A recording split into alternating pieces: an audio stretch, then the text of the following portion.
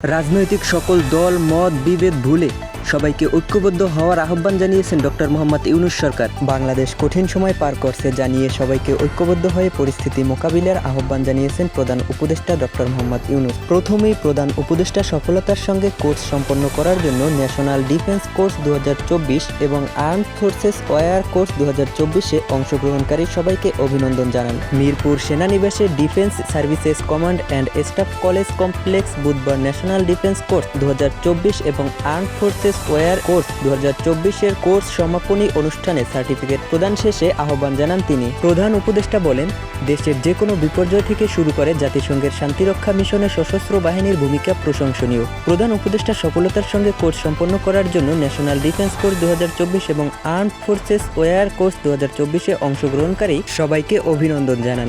জাতীয় নিরাপত্তা নিশ্চিতকল্পে এনডিসির উচ্চমানসম্য পাঠ্যক্রমে রাষ্ট্রের বিভিন্ন গুরুত্বপূর্ণ বিষয়বস্তু অন্তর্ভুক্ত থাকায় প্রধান উপদেষ্টা সন্তোষ প্রকাশ করেন। এ বছর ন্যাশনাল ডিফেন্স কোর্স 2024-এ 95 জন কোর্স মেম্বার অংশগ্রহণ করেন, যার মধ্যে রয়েছেন বাংলাদেশ সশস্ত্র বাহিনীর 46 জন, বেসামরিক প্রশাসনের 16 জন এবং 18টি বন্ধুপ্রতিম দেশের 43 জন সদস্য। অপরদিকে বাংলাদেশ সেনা, নৌ ও বিমান বাহিনী থেকে 55 জন course member armed forces war course 2024 সফলতার সঙ্গে সম্পন্ন করেন। দৈনিক খবর পেতে চ্যানেলটি সাবস্ক্রাইব করে বেল আইকন অন করে রাখুন।